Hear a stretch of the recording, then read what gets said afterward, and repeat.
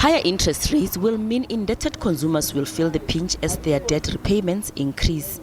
Inflation has been on an upward trajectory following persistent high oil prices that led to high fuel prices here at home. At the November sitting, the Monetary Policy Committee said it expected inflation to average 4.3% this year. But some economists believe this may be revised upwards. Administered prices like electricity, water and municipal rates, as well as global oil prices, remain key risks to inflation going forward. The Reserve Bank said its projection model showed possible hikes in the repo rate of 25 basis points in each quarter this year.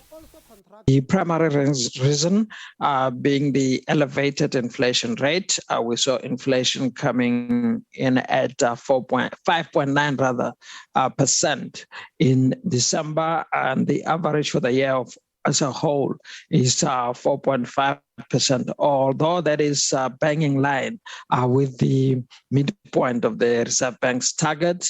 The concern is about rising inflation. Inflation is expected to remain higher for quite some time. And of course, looking at global factors, the normalization of interest rates has started, and the major central banks have already indicated that they will hike, particularly the U.S. Federal Reserve.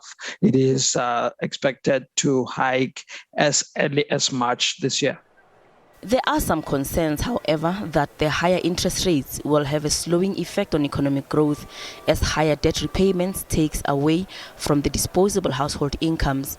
Although rates are expected to increase gradually over the medium term, experts say it will take some time before rates are at pre-pandemic levels.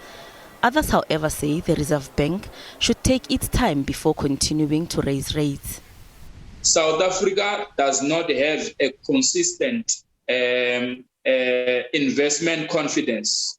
And in the next coming month, or in the month of January and in the month of February, South Africa will inconsistently go in the same trend as it did in December.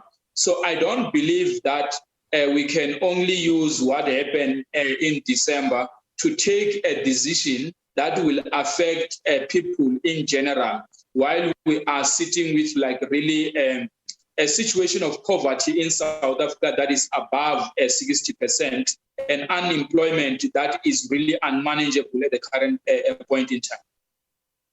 So I will expect the Reserve Bank to hold the repo rate in spite of what might have happened, but we look at the trends for January and February, and then on the May sitting, and then we can see whether we review. If on May we review to a 25 basis point, it will be fine. Stats SA will release the December data for producer inflation this week. It's expected that the producer price index, measuring price changes at factory gates, will come out at 9.9% compared to 9.6% in November. Inflationary pressures will likely come from high fuel prices. Sefako-Musi, SABC News, Johannesburg.